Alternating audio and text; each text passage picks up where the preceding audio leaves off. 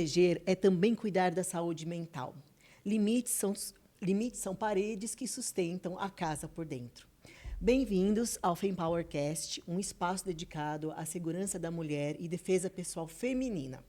E hoje nós temos a honra de receber a Elaine Cortez, que é head do Instituto Extremamente, é terapeuta familiar, educadora parental e especialista em traumas. Olha quantos temas importantes e que tem tudo a ver com o que a gente fala aqui no FemPower, que é sobre a segurança da mulher antes do corpo. É cuidar da questão das emoções, da mente, da família.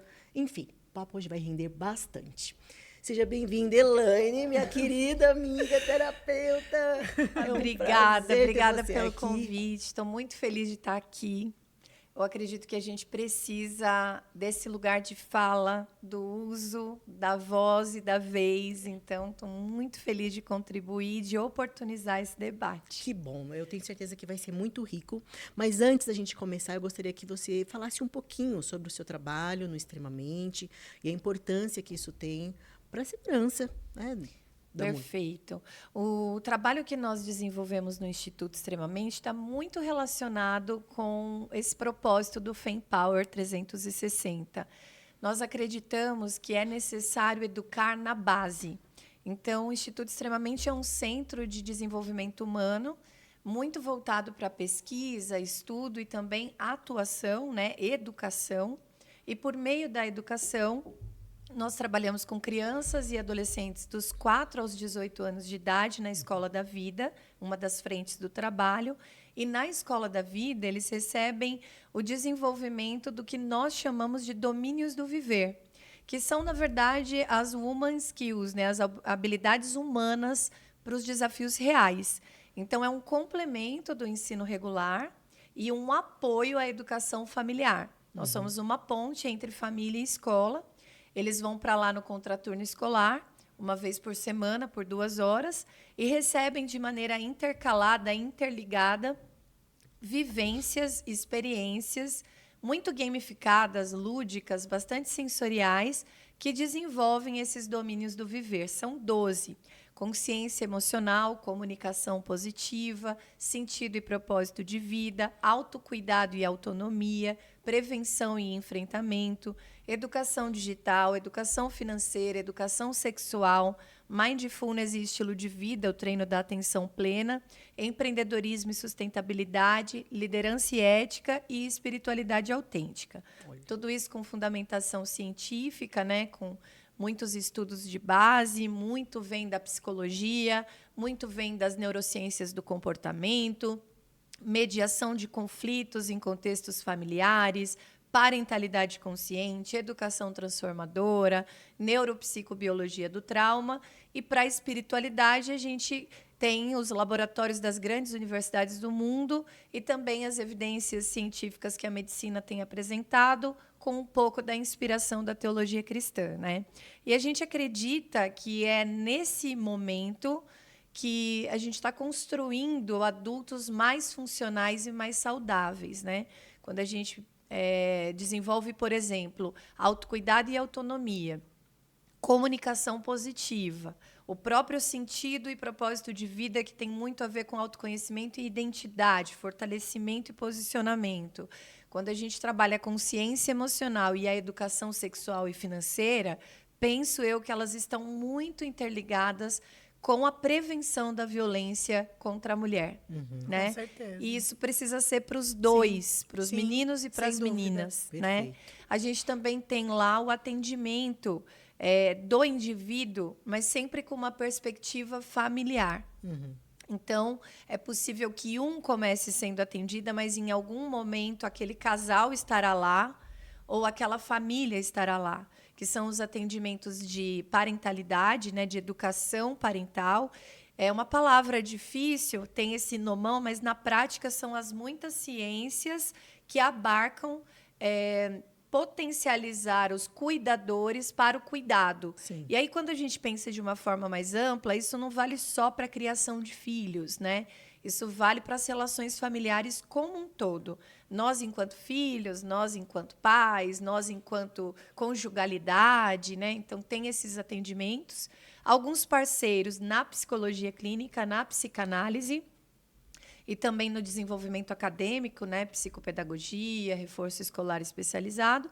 E a gente tem um trabalho de educação corporativa também e de desenvolvimento das modalidades extracurriculares, que aí elas podem ser tanto esportivas como artísticas, tecnológicas ou de desenvolvimento da autonomia. Esse é o trabalho que a gente eu quero faz me matricular lá. Pena que é só para Pode, criança e não é? adolescente. Pode. Muitos adultos estão Pode ser pra precisando, né? Muitos. Aí só Poxa. para o pessoal entender o que a gente estava perguntando anteriormente, acho que é importante para o pessoal entender. As crianças não vão lá e faz uma matéria, eles fazem Não. todas interligadas. Fazem todas. São 12 formações em um só programa, Que incrível, né? que permanece contínuo enquanto for importante para a família, né?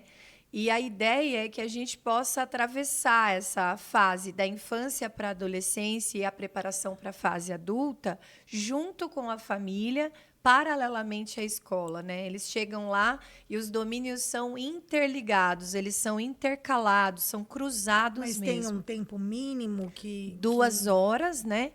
E Não, assim, de continuidade, assim, o que você falar assim, um ano, ou um Sim. mínimo, pelo menos, Para conhecer a escola da vida, são necessários 6 meses, né? Então, por isso, a gente só tem o plano semestral ou anual. Os planos são anuais, podendo ser renovados pelo tempo que a família considerar importante. O que acontece é que, de um ano para o outro, as turmas que permanecem, elas se desenvolvem, elas ficam mais velhas, elas, né, completam uma outra idade. Então, a complexidade aumenta e a profundidade também, porque tudo segue a fase do desenvolvimento infantil, entendi. da Legal. adolescência, né? Então, as temáticas vão mudando. Por exemplo, quando a gente trabalha educação sexual, aos 4 anos de idade, é um foco completamente diferente do que é aos 14, né? Mas, de todas as maneiras, o que a gente quer é o mesmo, é construir muito mais do que um corpo protegido, respeitado, com limites seguros, mas também uma mentalidade que vai proteger esse corpo, né? É super essencial. A gente tem uma mania, uma estranha mania, que felizmente isso está mudando com muita educação, mas para fins didáticos a gente ainda usa essa expressão, separando saúde física de saúde mental. Né? A gente fala do nosso corpo como se ele pudesse sair andando sem essa estrutura aqui, né? Sem a cabeça, sem o sistema cerebral, não é físico, sem né? a mente, né? Eu vou deixar minha cabeça aqui de lado e vou sair para resolver um problema. Não. Então, o nosso trabalho lá é muito forte para trazer essa visão da integralidade entre mental e físico, né? Porque a saúde ela é integral. E a Organização Mundial da Saúde frisa isso quando diz assim que saúde não é ausência de doença, é pleno funcionamento humano. Então, eu funcionar na minha plenitude, nas minhas potencialidades, florescer mesmo, né? Dentro do que eu trago de potencial humano, isso sim é saúde. Então, nosso foco é muito forte na integração disso tudo. A gente sabe a dificuldade que você tem, porque é a nossa também, né? Para as mulheres entenderem que defesa pessoal não é luta, que a gente é uma coisa também de conscientização, que a gente não quer fazer uma guerra contra os homens. É muito difícil, é mais ou menos isso. A gente não quer separar a saúde mental da saúde física, pelo contrário, a gente quer unificar, Precisa integrar, né? A escola da vida, ela surge da minha própria necessidade, da minha história, né? Que eu penso que é oportuno comentar aqui. Do encontro mesmo da filha com a mulher, com a mãe, né? Eu, infelizmente, venho de uma família muito disfuncional e que foi marcada por muitas agressões de todo tipo, por muita violência. Violência física. Meu pai era um agressor da minha mãe, então nós presenciávamos, e dos filhos, né? Nós presenciávamos minha mãe sendo espancada até sangrar dentro de casa, frequentemente. Também foi uma casa, porque não era um lar, muito marcada pela violência psicológica, porque, na melhor das hipóteses, existia um silêncio punitivo, adoecedor, fúnebre, e aquilo era o melhor estado de paz. Então, um estado de medo, de tensão, de pânico era o melhor estado de paz que eles poderiam proporcionar e receber um do outro. E também muitas outras violências. Violência verbal e violência patrimonial. Nós vimos muitas roupas sendo rasgadas, muitos discos, na época LP, sendo quebrados, né? Muitos aparelhos eletrodomésticos sendo estragados como uma forma de punição nessa relação tóxica que eles tinham. Foi um casamento de 22 anos, foram 4 filhos, na verdade 6, 2 faleceram, e nesse período, claro, inevitavelmente, todos foram traumatizados, né? Porque o ciclo só se repete. E hoje, com bastante estudo, eu consigo entender que os meus pais eram essas crianças traumatizadas que não foram tratadas, curadas e educadas a tempo de não se tornarem agressor e agredida, né? Sim. É muito forte o que eu vou dizer, mas é muito real. Não existe abusador sem abusado. Não existe agressor sem vítima. Então, a gente foca muitas vezes no agressor, no abusador, mas a gente precisa que haja uma conscientização, independentemente de gênero, de que nós também aprendemos a ocupar esse lugar de vítima. E esse trabalho todo que a Escola da Vida faz é o trabalho que eu gostaria de ter recebido na minha infância. Talvez eu tivesse evitado muitas decisões que foram catastróficas entre a adolescência e a juventude, se eu tivesse conseguido aprender de algum lugar, já que a minha casa não era esse lugar, que deveria, mas que não é, né? Sim.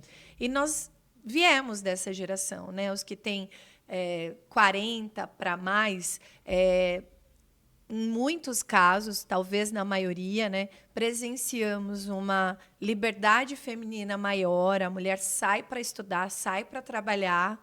Em contrapartida, a gente ainda vive uma sociedade que tem um machismo estrutural e que aí começam ou se intensificam, porque isso não é novo, sempre existiu, mas se intensificam os confrontos, né? Sim. Que é essa mulher sair e eu, no meu viés inconsciente, não conseguir dar conta dessa liberdade que a sociedade hoje permite para ela, A né? própria mulher, você acha que ela entra em conflito? Entra, com certeza, entra em conflito.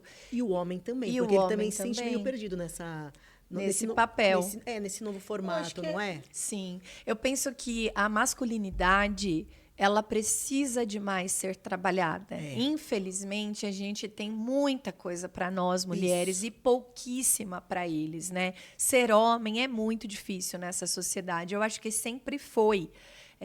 Sempre foi associado à agressividade, o que deveria ser compreendido como uma força que geralmente é maior mesmo, biologicamente é maior. Sim. Eu não estou dizendo aqui que as mulheres não possam ser mais fortes que alguns homens, mas quando a gente pensa na média, Sim, eles são sem biologicamente mais fortes do que as mulheres. E é por isso que a gente não pode considerar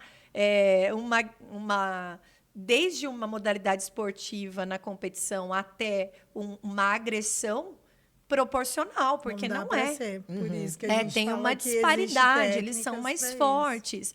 Mas psicologicamente eles foram treinados e educados a não sentirem, a não chorarem, a não expressarem nenhum tipo de vulnerabilidade que é humana, né? Eu acho que tá aí o conflito também, né? As mulheres foram agora, de um tempo para cá, foram criadas para conquistar cada vez mais espaços e os homens continuam sendo criados da mesma maneira dos anos 50. E aí começa muito conflito. Eu queria só te perguntar uma coisa, assim, porque você falou que para todo agressor tem que ter uma vítima. Onde que está a linha tênue dessa questão, que a gente sabe que você às vezes se coloca no lugar de vítima, mas muitas vezes a gente, com essa fala, a gente acaba culpabilizando a vítima, sabe? A gente entende que hoje nossa sociedade é uma coisa que faz bastante, né? É porque ela falou, é porque ela vestiu, é porque ela não sai, é porque... Que também é uma maneira de culpar a vítima, e a gente sabe que isso... Onde que a gente acha essa linha, assim, Essa sabe? pergunta é perfeita, porque o que eu quero dizer com isso é que a vítima, ela muitas vezes está nesse lugar pela falta da educação, pelo desconhecimento, pela ignorância de que ela não deve permanecer ali. Ela não deve permitir nem a primeira vez e muito menos uma segunda, né?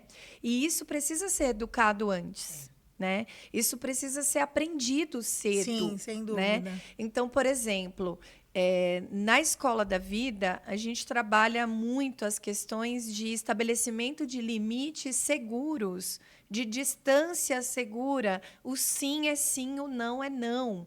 Mas se isso não é internalizado na menina e no menino, se isso não é educado antes, muitas vezes aquela menina e aquele menino também vão atravessar uma fase, vou dar um exemplo, de descoberta da sexualidade, de desejo, de hormônios à flor da pele, de interação social, de início de relacionamento, de namoro ou de paquera, normalizando o sim, mais ou menos, e o não, que pode ser desrespeitado.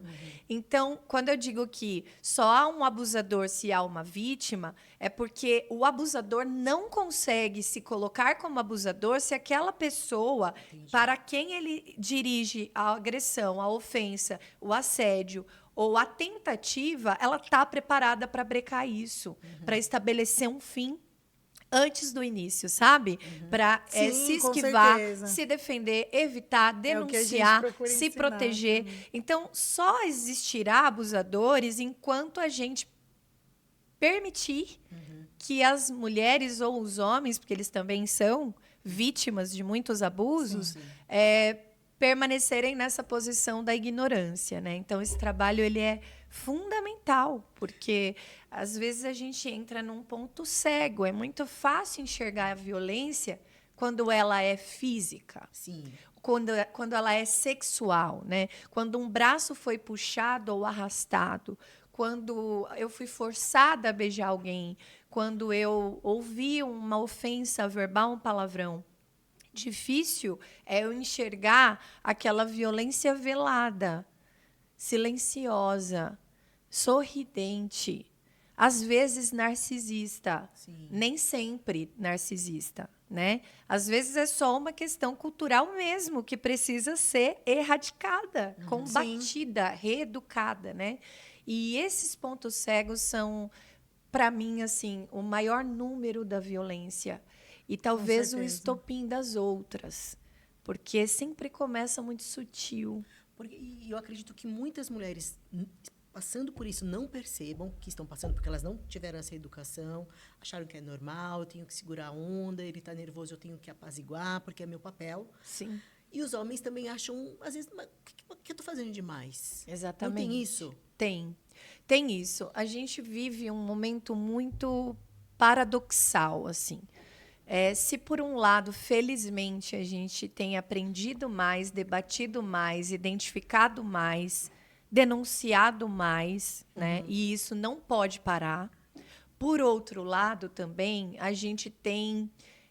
Estou generalizando, Sim. claro que isso não é referência para todos os trabalhos e discursos, jamais, mas a gente tem elevado essa tentativa de educação a um extremo ao ponto de polarizar. E a polarização é sempre perigosa. Sim. O extremismo é sempre perigoso. E esse extremismo tem destruído também a masculinidade, né? Então, os homens eles estão muito perdidos, muito desrespeitados na própria identidade. Qual é o meu papel exatamente? O que eu faço aqui? Né? No que eu sou importante? A feminilidade a gente aprendeu, mas e a masculinidade eles não aprenderam. É muito desafiador ser mãe de menino. Sim. E a gente precisa mostrar que o complementarismo não é disputa, é côncavo e convexo mesmo.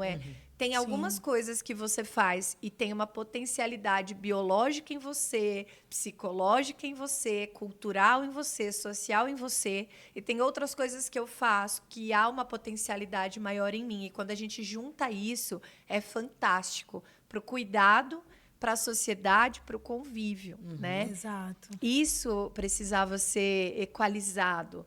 Eu acho que a gente ainda está num momento de encontrar esse caminho do meio. Exato. Exato. Né? De parar dos ismos, né? Sim. Parar de pensar em feminismo no sentido extremista da palavra. Sim. Porque ele foi e é um movimento importante para muitas Sem conquistas, quando ele é legítimo. Né? E o machismo, que também é completamente tóxico, né? Talvez pensar mais no humanismo, sabe? A vulnerabilidade humana existe para os dois sexos, dois gêneros. exato. E como que é conviver respeitando o teu espaço e respeitando o meu espaço, né? Porque o que acontece? Como que a gente aprendeu, pelo menos eu, tá? Imagina, uma menina que viu tudo isso que eu vi. Vocês acham que eu formei uma família como? Completamente disfuncional. Até entender tudo isso, Por repetição de padrão. completamente por repetição de padrão, porque o ciclo da violência se perpetua. Só que aí, quem era eu, adulta? Era eu querendo bater também. Voando, gritando, ofendendo, né? Se você quebra, eu também quebro. Se você faz, eu É o também extremo, faço. né? Eu também posso, né? Isso também é altamente nocivo, né? Quem deveria ser eu, por exemplo? Ao menor sinal de violência, eu tenho um posicionamento de segurança para mim. Seja rompimento, tratamento, saída, autorregulação, evitação, né? Existem muitos caminhos. E existe o nosso inegociável, que é muito subjetivo e é muito particular. Para algumas mulheres, é tolerável um grito de alguém desregulado que não é agressivo constantemente. E eu consigo entender, conversar com você e dizer, olha, você precisa se tratar. Você desregula muito facilmente. Para outras, isso já é o imponderável e está tudo bem. Ela tem esse direito Sim. de dizer, para mim, bastou um grito. Né? Então, a gente precisa tomar posse desse lugar do complementarismo. Acho que isso é pouco ouvido, trabalhado. A gente fala isso, inclusive, nos nossos workshops. A gente fala assim, se conheça a ponto de você saber o que não é negociável para você. Isso, perfeito. Né? O que você pode negociar, porque em qualquer relacionamento a gente tem que negociar algumas coisas, mas saiba o que para você não é negociável. E uma boa maneira de começar esse caminho é entendendo o que não deve ser negociado. Sim. Porque às vezes a gente coloca no ponto negociável o que é inegociável. O que é inegociável, exato. Então, é verdade. A minha pergunta é justamente essa. Para essas pessoas que estão bem perdidas, que tiveram exemplos que não foram legais, ou situações que vivenciaram, e ela mesma não sabe É o muito que difícil. É muito difícil identificar. Tanto o homem quanto a mulher, enfim. E eu diria, sem polianismo, né? Sem fantasias e sem negação da realidade, sem muita poesia e com muita objetividade, que o termômetro é o sofrimento. O termômetro é o desconforto sempre, tá? Porque por mais que a gente tenha vivido num ambiente tóxico e agressivo, o nosso corpo não foi preparado para esse estado de hipervigilância constante. Certo. O nosso corpo não foi preparado biologicamente para essa descarga absurda de cortisol, que é o hormônio do estresse, de noradrenalina, de adrenalina, ou seja, o nosso corpo não foi preparado para viver no modo luta, fuga, paralisia, ou o que a gente chama de aceitação para eu me manter aqui sobrevivente.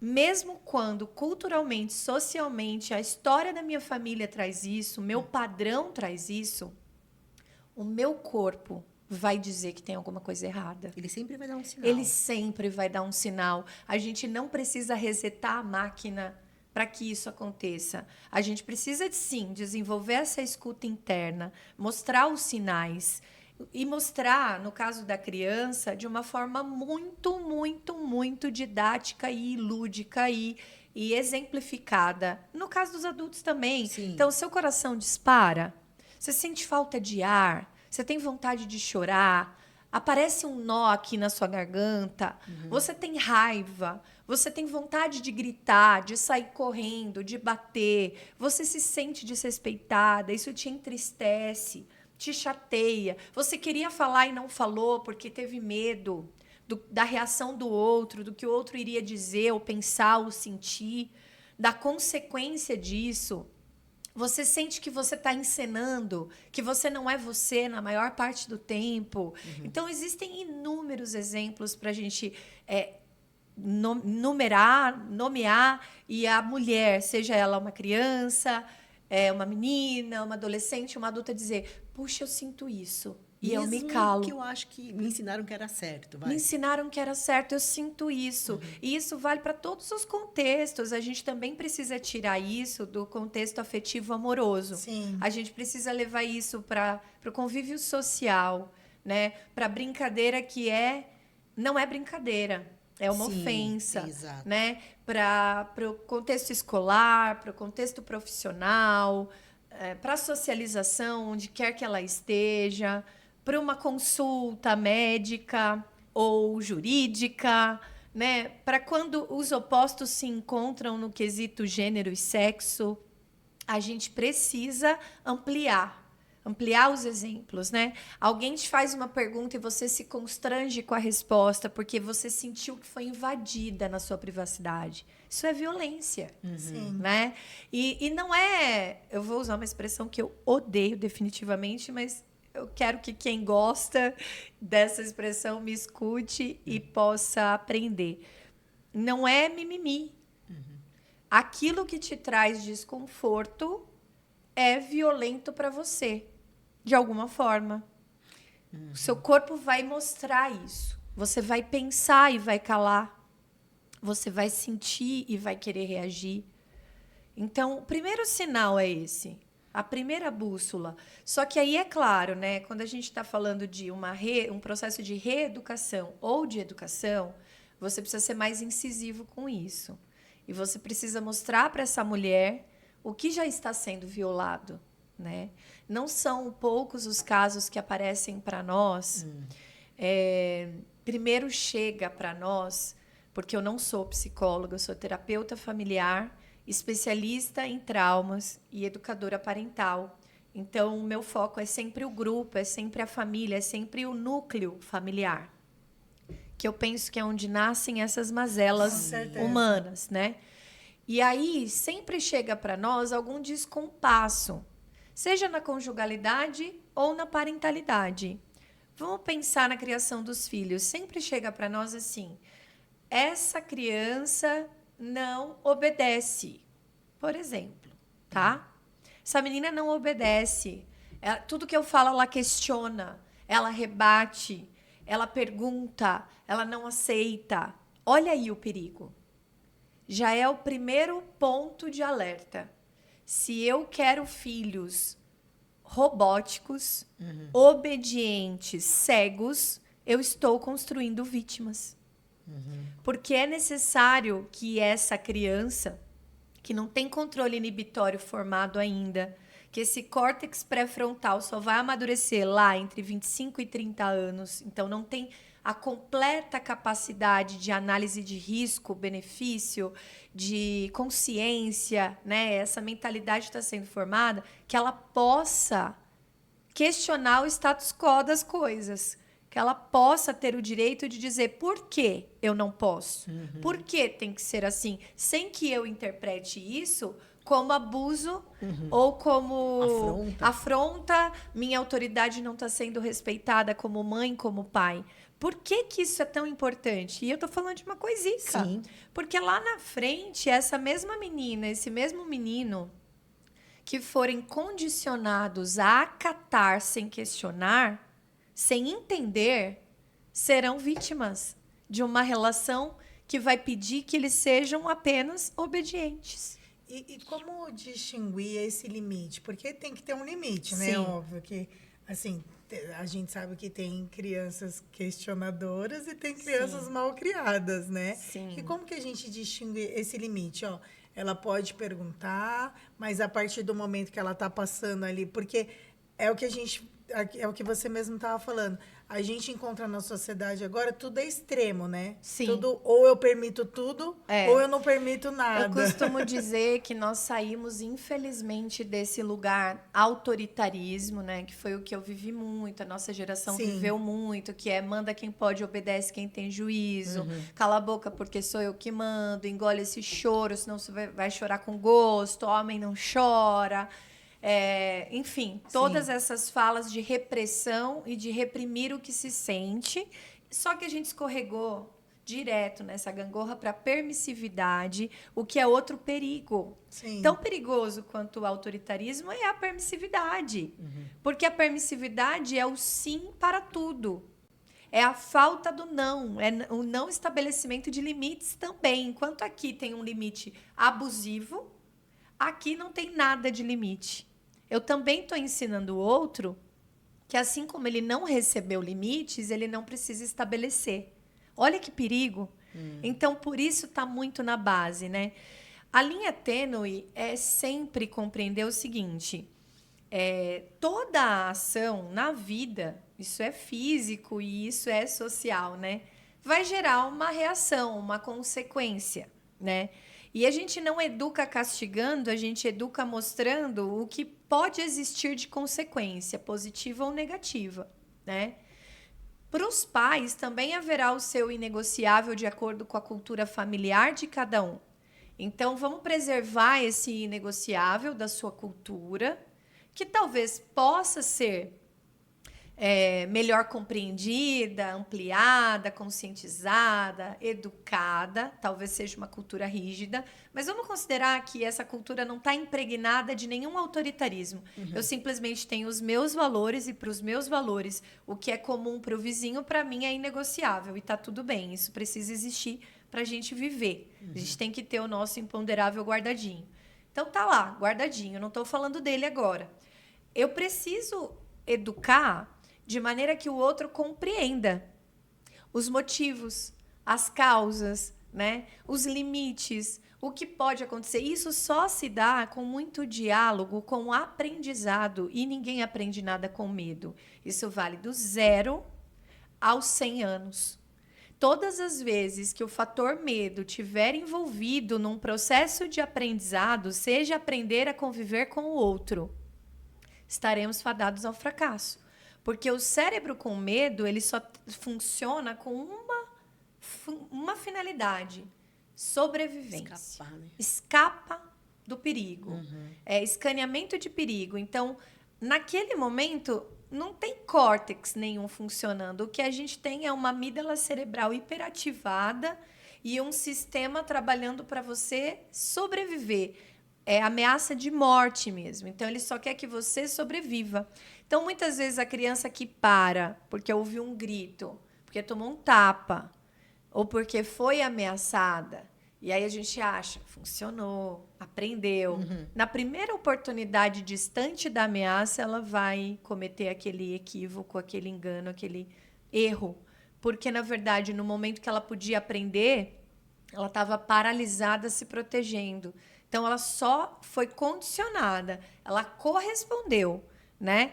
Eu vou fazer uma comparação bem grosseira. Tá. É como se ela tivesse com uma coleira, uma guia, um enforcamento, tomando um choque, sendo condicionada. Adestramento, isso. Então, Elaine, o sistema antigo, de tomar umas chineladas, castigo, essas coisas, não funciona, nunca funcionou. A gente enche o peito e a boca, cheio de orgulho, diz assim: eu apanhei e me tornei quem eu sou, apanhei e não morri, o que falta é surra, a sociedade está desse jeito porque faltou controle. A gente acreditou nisso, tá?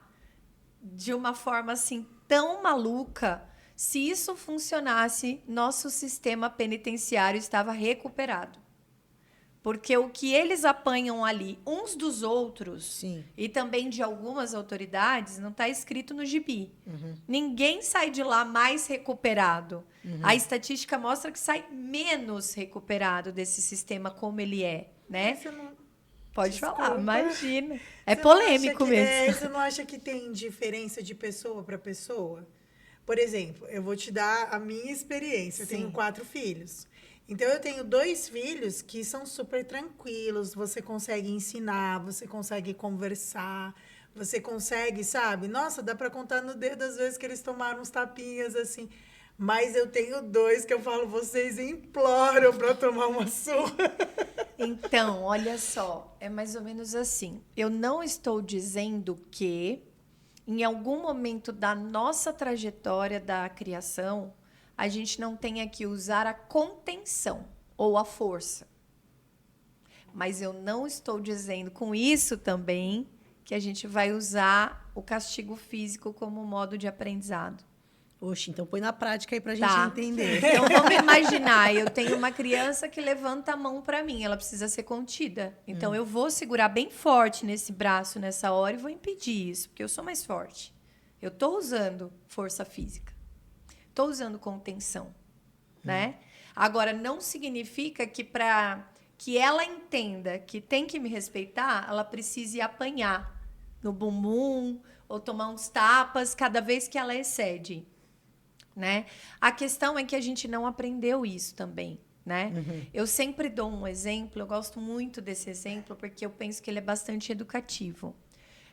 Quando nós estávamos fraldados lá, usando fralda, em algum momento na vida, não estamos mais de fraldas, né?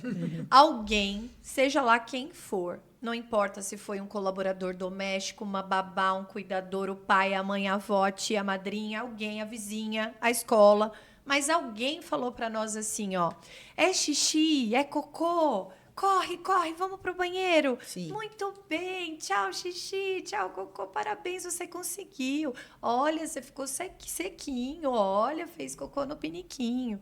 E a gente foi naturalizando uma necessidade biológica. O que a gente aprendeu com isso? Ah, então quando eu sinto isso é xixi.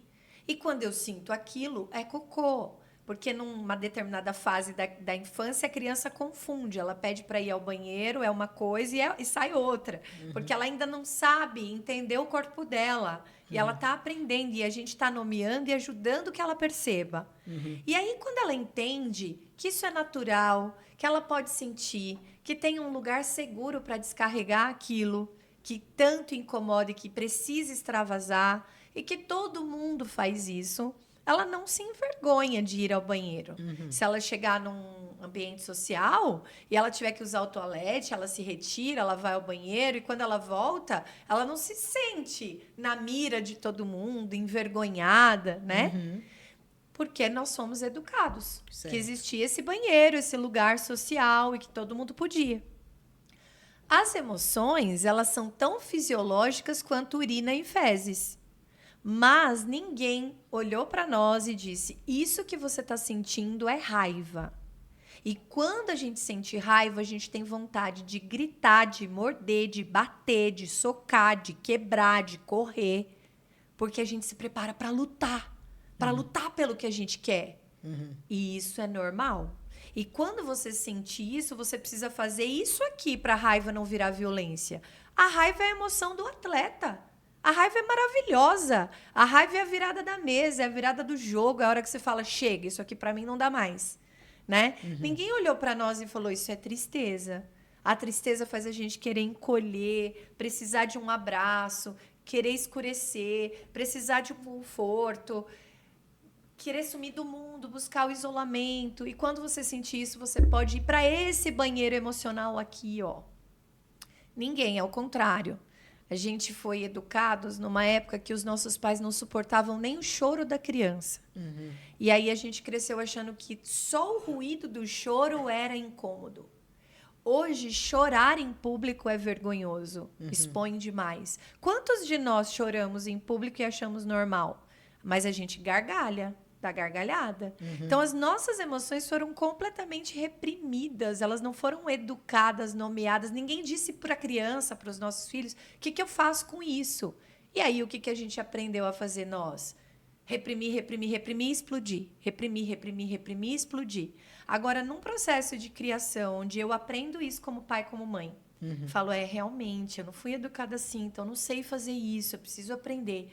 E aí eu começo a aprender e começo a colocar em prática, Daqui a pouco, em muito pouco tempo, eu vou descobrir que, para que a minha autoridade seja respeitada, eu não posso, não devo, não preciso ter que gritar ou bater. Porque senão eu já estou indo contra todo esse discurso da violência. Peraí, se eu tiver que ser respeitada por um homem, eu tenho que gritar com ele, bater nele? Porque eu aprendi assim? Não, a minha palavra precisa bastar. E eu preciso que o outro corresponda ao que eu estou determinando de uma forma dialogada.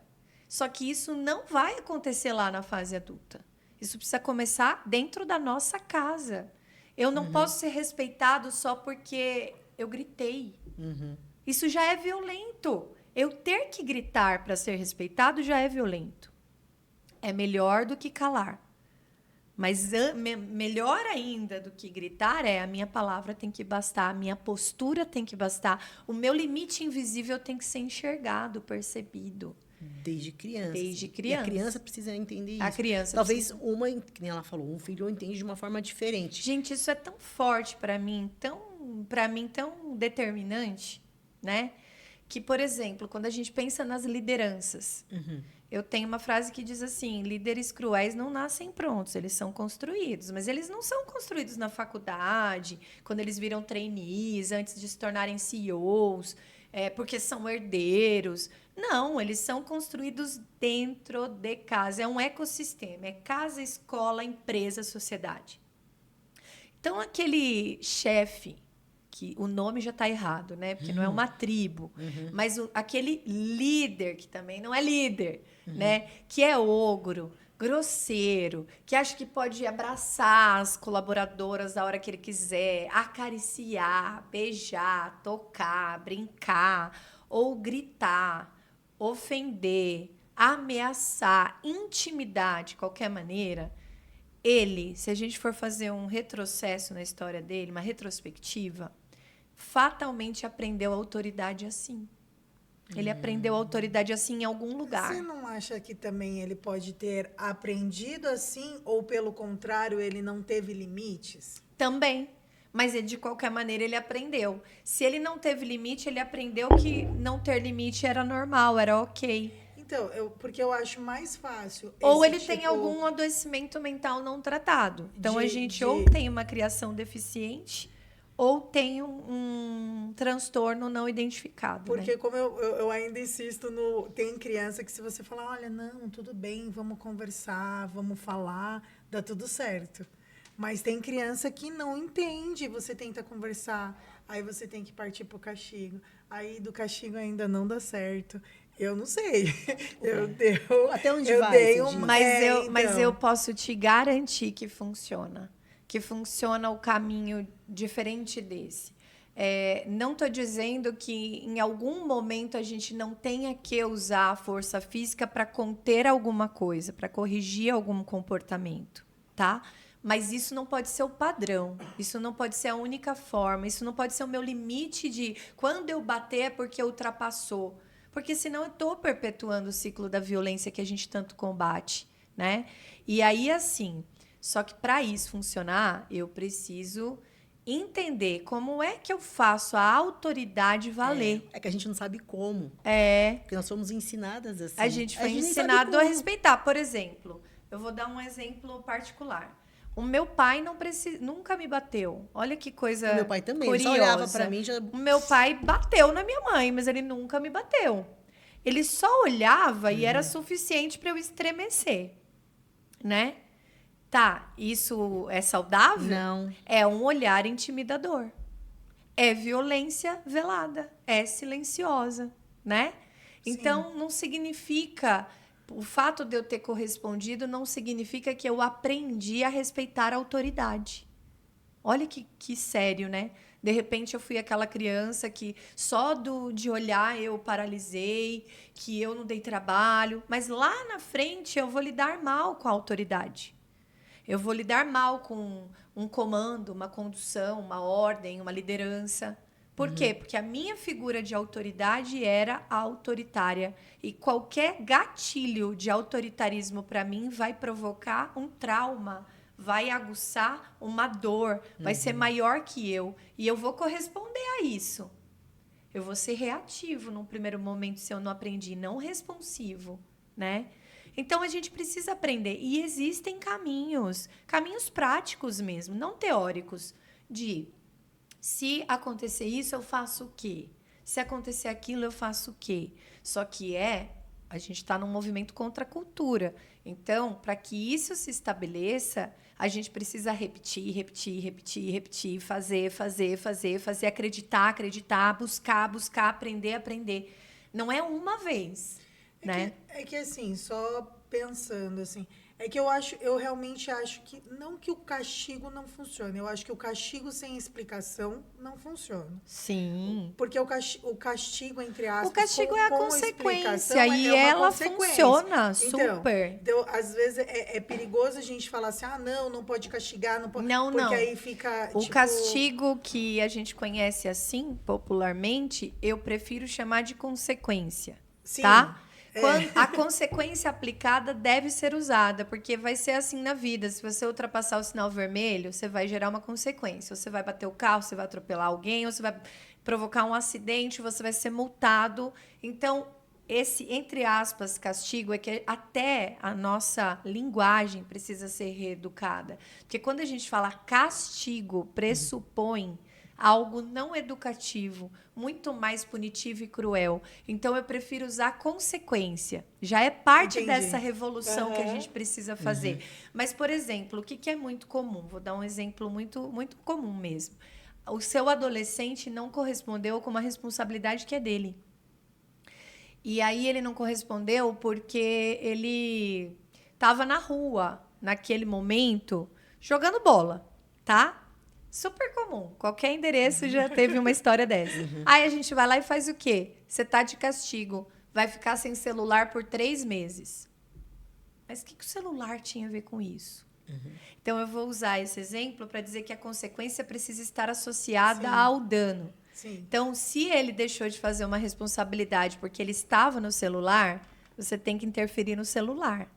Mas se ele deixou de cumprir uma responsabilidade porque ele estava na rua, é a liberdade de ir para a rua que tem que ser usada. Porque senão a gente vai endeusar algumas coisas, Sim. potencializar algumas coisas como se fosse a única saída. A consequência sempre é reforço negativo do comportamento não esperado, reforço positivo do comportamento esperado, muito diálogo. Explicar não tira autoridade. Então, eu posso e devo dizer não por isso, por aquilo, por aquilo. Nem que o meu não seja porque eu não quero, porque eu não concordo, porque eu não confio, mesmo que você pense diferente. Sim. É o meu inegociável. Então, explicar para essa geração não é perda de autoridade, é uma necessidade, né? Agora, o que eu digo é o grito como primeira alternativa ou como todas as alternativas, a dor física, né? Porque aí eu vou ter um ser que, para se impor, vai gritar e vai bater. É isso. Entendi. Seja menino ou menina. Né? Aí vai criando esse ciclo. Eu queria que as pessoas pensassem que o primeiro homem que precisa respeitar uma mulher é o pai. E que a primeira mulher que precisa respeitar um homem é a mãe. Sim, sem dúvida. Que quando isso acontece dentro de casa, a tendência da gente ter vítimas e agressores é infinitamente menor. Infinitamente menor. E aquela coisa, né, que eu trouxe, assim, porque os meus pais também, eles também viveram 20 anos, se separaram, e, assim, não presenciei, eu sei que já aconteceu, né, algumas agressões, mas eu não cheguei a presenciar. Mas era infernal, assim, porque eles brigavam por nada, sabe? Meu pai, um cara fechou meu pai no trânsito, minha mãe só fala calma, e eles já começam a brigar por causa disso, assim. Então, era infernal. E meu pai, ele era muito, muito autoritário, né? Só que eu era muito questionador. E como ele era com você? Então, tinha hora que eu questionava ele de uma maneira que ele acabava cedendo, assim. Um exemplo. Olha só, eu chupava dedo. E meu irmão também. Uma coisa que meu pai tinha, ele sempre criou a gente muito igual. O que um tinha, o outro tinha, o outro tinha. Mesmo meu irmão sendo menino, que era muito legal. Então, a gente chupava dedo, eu e meu irmão.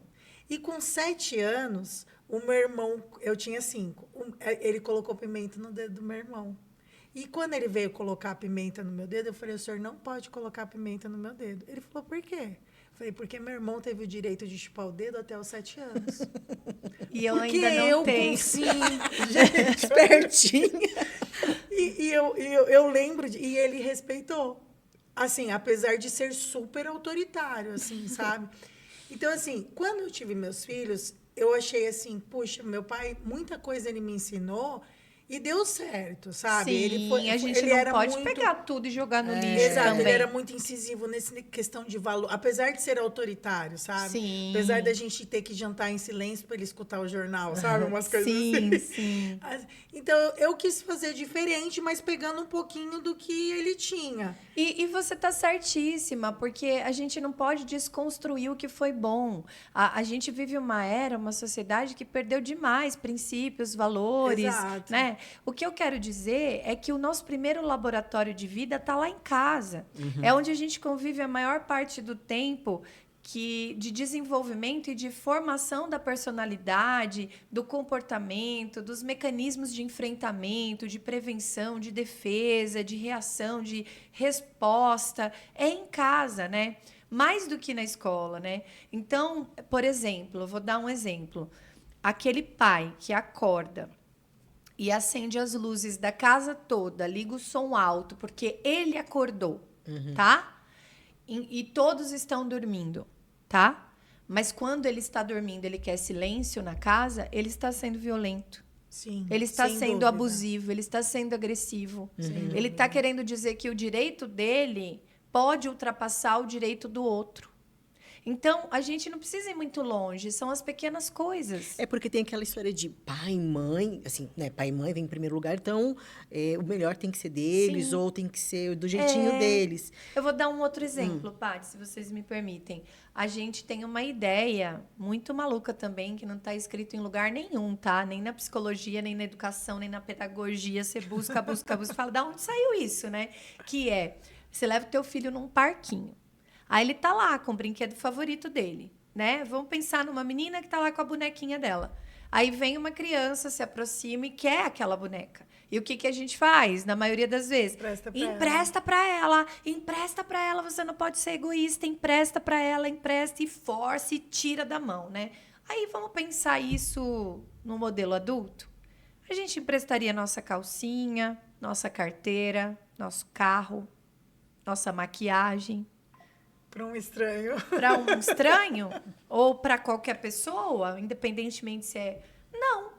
Então, esse direito de eu não preciso forçar minha filha a entregar algo que ela não quer entregar. O que isso tem a ver com violência sexual? Tudo. Tudo. Ela precisa ser respeitada. Olha, esse daqui, ela não quer emprestar agora. Mas talvez vocês possam brincar juntas com esse daqui. E tá tudo bem, porque a criança é egóica. Depois ela vai aprender o que é ser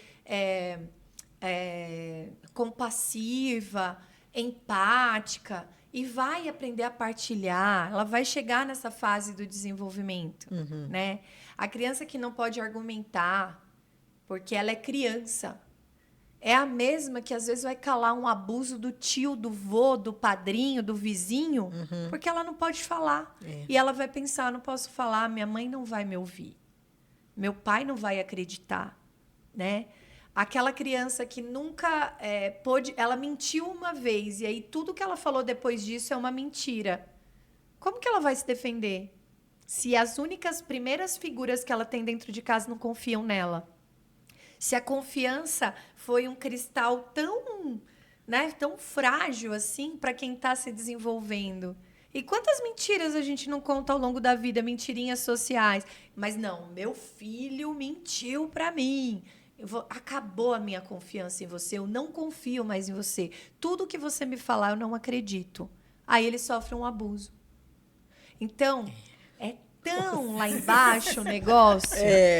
É tão mais profundo você prevenir a violência, você prevenir um abuso, você prevenir uma relação tóxica, porque às vezes nós temos uma relação tóxica com os Sim. nossos filhos, Sim. né? Por ignorância. Por ignorância.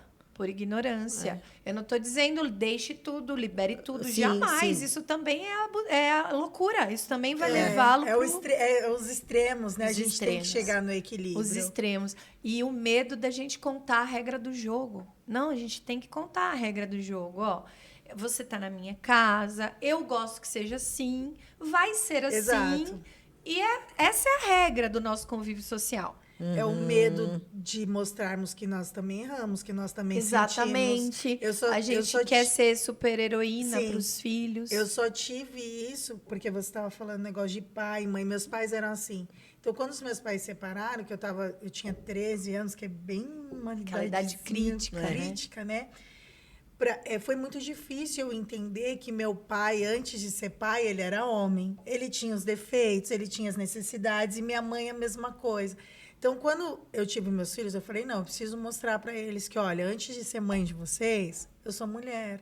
Eu erro. Sim. Eu acerto. Eu tenho medo. Exatamente. Eu tenho saudade. E eu a choro. questão de se retratar, né? Precisa ser ensinada. E como é que a gente vai fazer isso se nós não nos retratarmos? Se a gente não virar e dizer, ó, eu nunca mais vou fazer isso para você, porque agora eu entendi que isso para você é péssimo. Sim. Sabe? Então, a gente tem uma mania de subestimar a sabedoria infantil. É que tem medo de perder a autoridade também, não é isso, Medo Elaine? de perder a autoridade, a admiração, o respeito, a inspiração, né? Eu não estou dizendo que a gente tenha que abrir a nossa privacidade para os nossos filhos ou para ninguém, para qualquer que seja. Eu estou dizendo que a vulnerabilidade, sim, que gritei, me perdoe. Eu me exaltei. Não devo falar assim com você. Eu errei. Ninguém pode gritar com você. E eu gritei. Isso está errado. Porque senão, sabe o que acontece? A gente aprende um jeito de ser amado. Isso é muito profundo. E lá na frente, a primeira e mais comum forma de se tornar uma vítima, seja homem ou mulher, mas prioritariamente as mulheres, né, é confundindo esse amor. A minha mãe gritava comigo, mas ela me amava. Meu pai me batia, mas ele me amava. Minha mãe não me deixava escolher a roupa que eu vestia, mas ela me amava. E aí, quando eu associo isso de forma inconsciente, eu entendo que eu estou sendo amado. Amor. E não desrespeitado. Então, a gente precisa ensinar como que é ser amado. E cada um precisa de um jeito de ser amado. E eles são diferentes. Mas algumas regrinhas do jogo são únicas, universais para todo mundo. Essas a gente não pode passar por cima, sabe? Por muitas vezes eu fiquei com esse mesmo conflito até aprender. Até que chegou um dia que eu precisei ter uma conversa muito franca sobre coisas muito difíceis e duras da minha própria família, a que eu formei com os meus filhos, e dizer, ó, isso aqui que ainda acontece está errado. E acontece por causa disso que veio antes. A gente está em tratamento. Isso aqui não pode ser entendido por você como algo normal. Não é normal.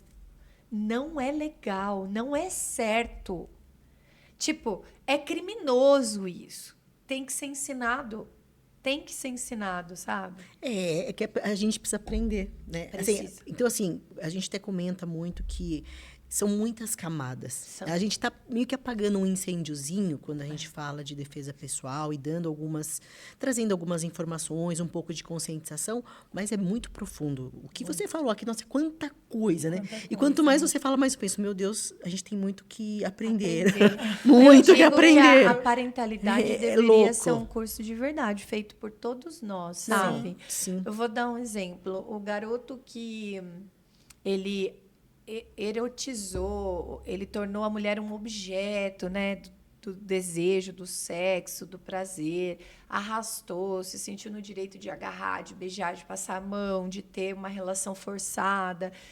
Muitas vezes foi o garoto incentivado à pornografia. A pornografia é uma praga para entender educação sexual. Porque é uma erotização que não existe no mundo real, uma performance que não existe no mundo real. Pessoas muitas vezes ali drogadas, né, tendo aquela relação para gerar aquele conteúdo. A força que você tem numa masturbação é infinitamente maior do que um corpo pode permitir de prazer, né? E a pornografia, com todas as suas histórias, enredos, roteiros e a maneira como o sexo é apresentado ali, ela é ensinada, como se a partir de uma determinada idade isso fosse normal na cultura masculina. As pessoas trocam, os homens trocam vídeos, trocam piadas, trocam memes, abastecem os grupos, mostram para os filhos. Assim como o álcool, né? Tá tudo bem, você pode beber alguma coisa, mas eu tô falando do excesso, o abuso do álcool. Diversão é só também álcool, é normalizado tudo, dentro de casa. Sim. Né? Quando os meus pais ficam mais legais. É bonito, quando eles bebem, né? O álcool está sempre associado a uma celebração, a um momento festivo. Né?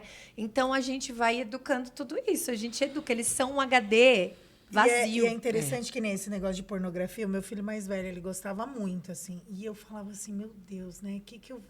Como que eu vou falar? Só que eu sempre conversei muito, assim, com eles, até a respeito de sexo, dessas coisas.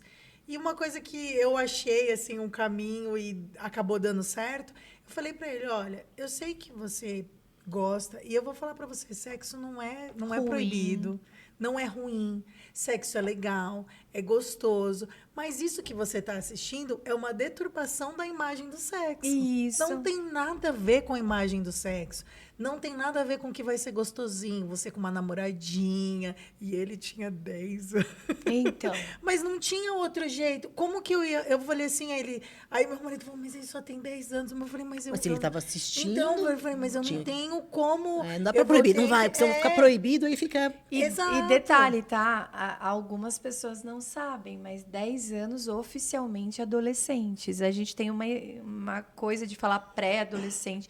Pré-adolescente é um termo que a gente cunhou. Pré-adolescente é do 0 aos 10 anos. Nasceu é pré-adolescente, entendeu? Tá no ventre é pré-adolescente. 10 anos já é considerado pela OMS adolescente, que é um termo que nem existia na ciência até pouco tempo, mas é um corpo que já pode menstruar, já pode ejacular, já pode ter pelos pubianos, já tem a puberdade chegando.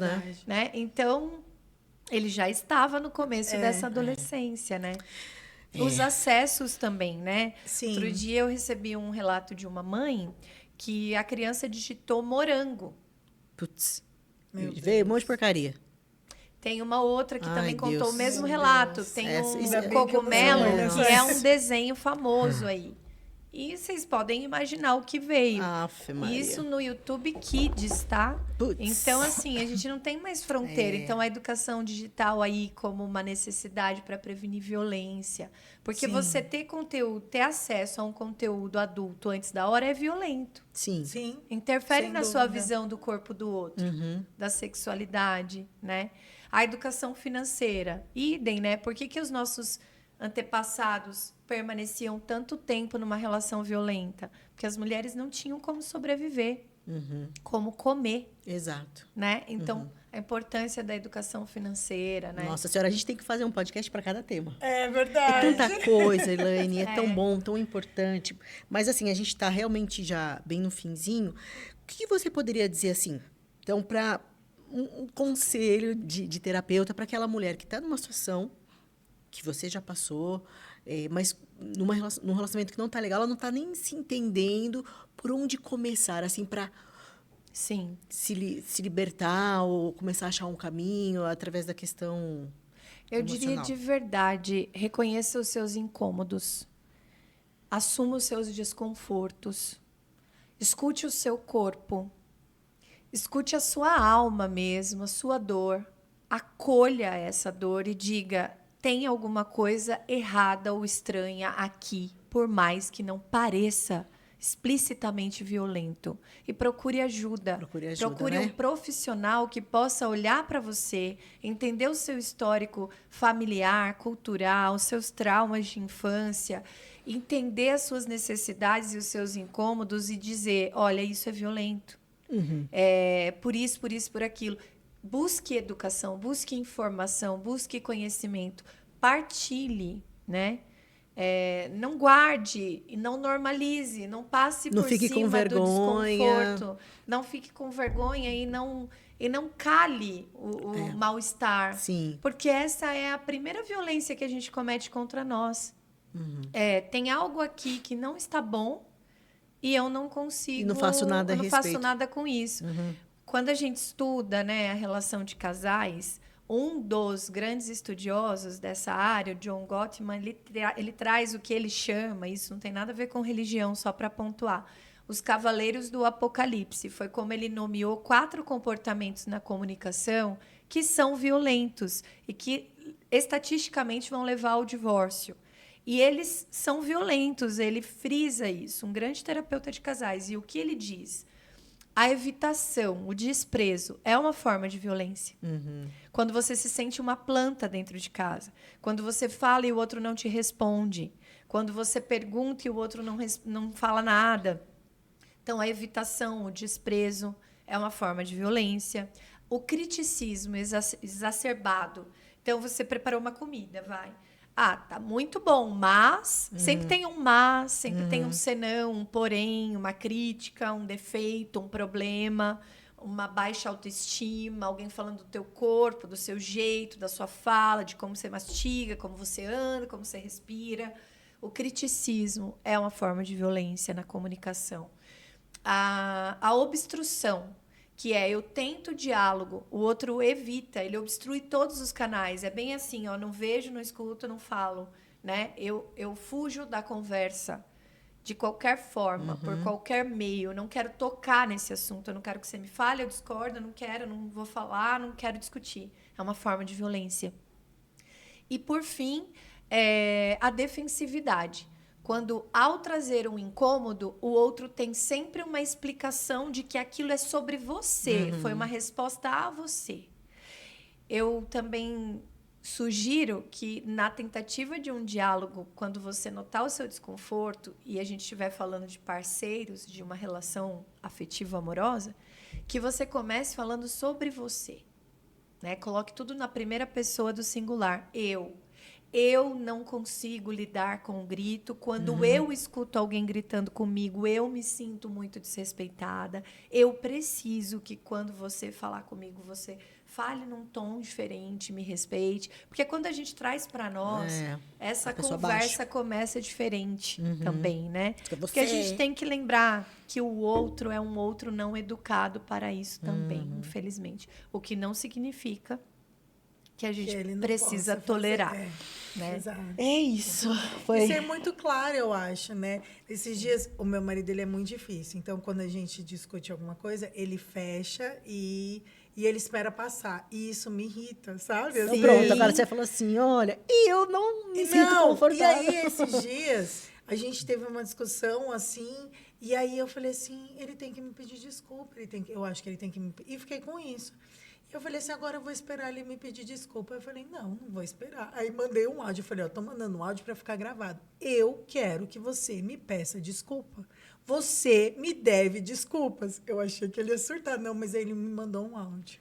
Eu queria que você me perdoasse. Eu falei, nossa. Isso. E assim, às vezes a gente precisa desse time mesmo, né? Mas verbalizar para o outro. Agora eu não tô bem para conversar, eu tô me acalmando, me processando, maturando. Mas não deixar passar. Deixar passar. Porque senão, às vezes, vira um bololô, né? Exatamente. Tipo... E as coisas vão se normalizando, né? Aí aquele desprezo, daqui a pouco é uma ofensa, aquela ofensa, daqui a pouco é um empurrão, aquele empurrão, daqui a pouco é uma agressão mais forte. É verdade. Né? Querida, obrigada. Eu que agradeço. Foi Quase muito uma terapia, É, né? não, Nossa, eu foi já maravilhoso. já aproveitei um monte de coisa aqui, só ela falando, gente, deixa eu Foi aproveitar. maravilhoso. Ela é incrível, né? É incrível. Eu e você agradeço. fala de uma maneira incrível, de É. verdade. Nossa, eu sou sua fã. Ai, Não, de obrigada. verdade, porque você Eu que fala sou fã de desse uma trabalho. maneira muito clara, muito objetiva, sabe? Uhum. Nossa, fiquei encantada com você. Muito Você pensa o obrigada. quê? Eu desejo que o FemPower 360, assim, ultrapasse todas as barreiras, as visíveis e as invisíveis, que chegue às escolas, que chegue aos hospitais, às UBSs, às UPAs, que chegue a todos os espaços de Sim. convivência, de aprendizado, onde existia um menino e uma menina, um homem e uma mulher, que lá vocês estejam, porque a gente precisa disso. Quantas famílias podem ser poupadas se elas aprenderem o Exato. que é violento e o que é defesa de fato? Exato. Por isso que a gente É quer isso caminhar com mesmo. vocês. Ah, maravilhoso. Vai Parabéns, ser muito bom. viu? A gente que Parabéns. agradece. Espero que a gente tenha um outro papo em breve, de verdade. Com certeza. Porque contribuiu bastante. Elaine, como que eles te encontram nas redes sociais? Nós estamos nos perfis do Instagram, @extremamente _escola da vida. Lá você vai ver conteúdos mais voltados para crianças, adolescentes e famílias, mais pessoa física. E também no @extremamente _desenvolvimento. Lá a gente tem uma linguagem mais corporativa, com foco maior nas organizações públicas ou privadas. Ai, que maravilha, gente. Conheço o trabalho porque vocês perceberam que super vale a pena. É muito, muito, muito importante. É começar pela base. Pela paz. E é isso. Então, para finalizar, uma frase que eu tinha separado e que tem tudo a ver com o que nós conversamos aqui. Segurança começa antes da questão física. É perceber o desconforto antes do perigo. É isso. Até o próximo episódio.